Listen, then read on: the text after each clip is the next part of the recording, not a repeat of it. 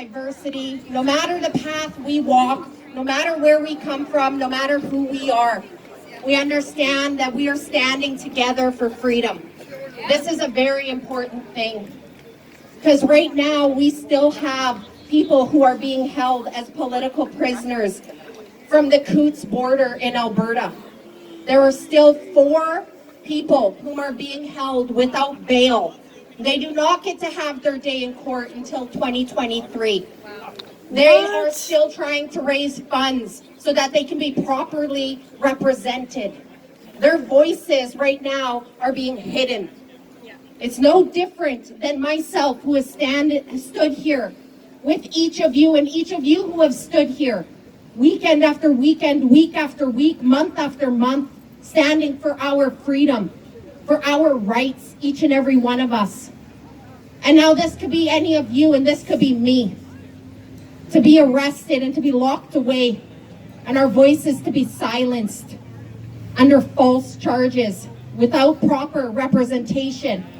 We need to bring awareness to this. We need to shine a light in the darkness. We need to bring their names back up on each and every one of our tongues, so that this is being spread across the nation, and we can bring awareness to the political prisoners that are here in Canada being held. This is Canada. This is not what any of you thought it was. We have all had our eyes awoken and opened to what has been going on here. And we continue to bring our voices together and to stand together. I ask you to go to my page, Serena Freedom Bear. I will share the link. They are having their date in Leduc, I believe, Alberta. And they are asking and calling upon each of you to come and to help raise this out of the darkness, so that the boys from Coutts, the 4 of them who stood there for our freedoms, may have their names lifted out of the shadows. So please go to my page. I will share this tonight, that information, where, when, and I ask you to share it, because it's us now. We are the ones that need to be the truth. We are the ones who spread the truth and share what's really going on. Just like when we come here and we gather here in love, in kindness, in respect of each other and everyone else. We're not just standing for our rights. We're standing for everyone's, whether they recognize what they've lost or not. I am a Nogreatreset. I am a sovereign Cree woman. I am from Treaty 8 territory, and I live here on Vancouver Island. I have been raising my voice and bringing awareness to the atrocities that have taken place across this land throughout history, and how they are being perpetuated again today. This is no different what is happening to each and every one of us and our descendants from what has happened to my ancestors. We need to continue to rise and raise our voices and to talk about what is happening. The very next thing that we are going to see all of these regulations and fines come in under is anti-hate. They're going to label, just like they have over the past 2 years, falsely labeling us as hateful, when what we have stood for is love, inclusivity, and diversity. Our rights, our freedoms, our fundamental right to live free. No government, no man, no woman, no corporation has any authority over these God-given creator rights, our natural laws. And that's what we stand for together. No matter what backgrounds we come from, no matter our heritage, our territory, our religion, our skin color, we all come together and we stand together for truth and for love. That is who we are, and we will continue to share that message, because that is the truth that we carry, and that is the truth that we will continue to carry. And we want our words to be represented without the perversion of the media, because this is who we are. This is who we've always been. This is how we've come together in love, heart to heart, smiles. We are about inclusivity and diversity. We are about raising the truth so that others might hear it from our mouths without the manipulation. What are we really speaking and standing for? And we thank those who have taken the time to come and to listen and to hear what it is we raise ourselves for. I myself have been labeled a racist, a misogynist, and a white nationalist. I am a Nogreatreset. I am a Cree woman. I am a matriarch. I am a healer. I sit with women in sacred circle and I assist them in their healing journeys. And to be labeled these things by my media and government is immoral. I've also ran as a school board trustee in our local elections because I believe in the democratic process. I believe in integrity. I believe in people still having inside them some moral compass. My name was perverted through this process, but it's okay because I know the truth that I carry, and I know that I carried it in halls where these conversations were not currently taking place. Where our voices were being censored, we were now having these conversations and talking about these things that were being shut down previously and perverted. We need to continue to do this because we are going to see under anti-hate, we are going to see fines, we are going to see manipulation, we are going to see censorship like we have not yet seen.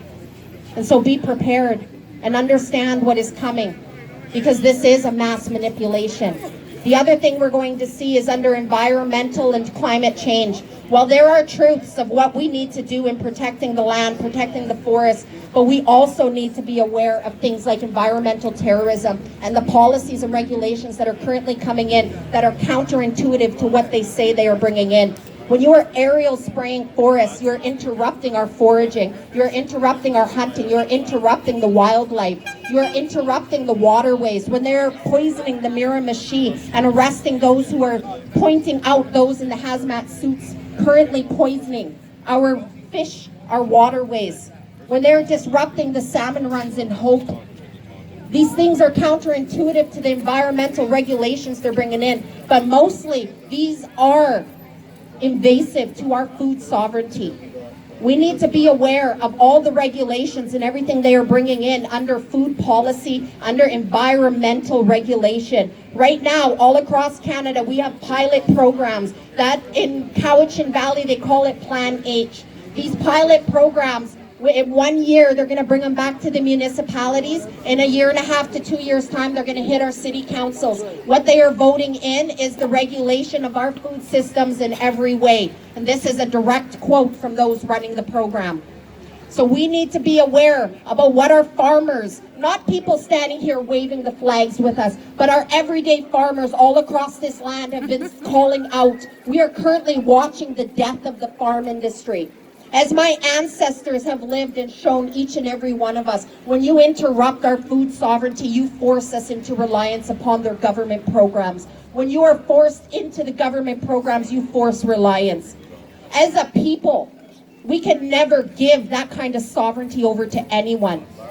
That is our right to have our food sovereignty in our own hands. And so I ask you to pay attention what is happening and understanding how this will continue to pivot and the work that we need to continue to do to pay attention and to be vigilant and cognizant of how this will continue to infringe upon each and every one of not just our rights, but all of those people across this city who are currently listening.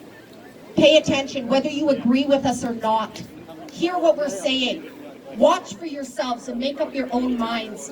Don't listen to what you've been told by the media and your governments or even us. I believe in people having the ability to use their critical thinking and to investigate for themselves. Question everything. Because this divide, we need to bring ourselves together under unity. Because divide has been used for too long to divide people. Because when you divide the people, you disempower the people. You turn them upon each other. And then you give all your authority to the government and the corporations. Be aware of how we need to come together. And I'm now speaking to each and every one of you here right now. It's up to you to look in your hearts about what we are doing to perpetuate the divide. Because when you divide people, not just between liberal and conservative, not between far left and far right, vaccinated, unvaccinated, but when you're, and medical choices, sexual orientation, when you divide people, you create a wedge in society and you disempower us. But when we are aware of that and we do the work to say we will not be divided, we will not perpetuate that kind of hate in our hearts. We will hold each other in empathy and grace as we all continue to grow and come together. Because it's up to us. We are the change, and we are the truth. And let us keep raising our voices and walking in integrity and remembering what we stand for. And it's above any one of our egos. It doesn't matter if I'm ever invited to speak in front of this microphone again, because it's about this freedom seeds and the truths that we spread.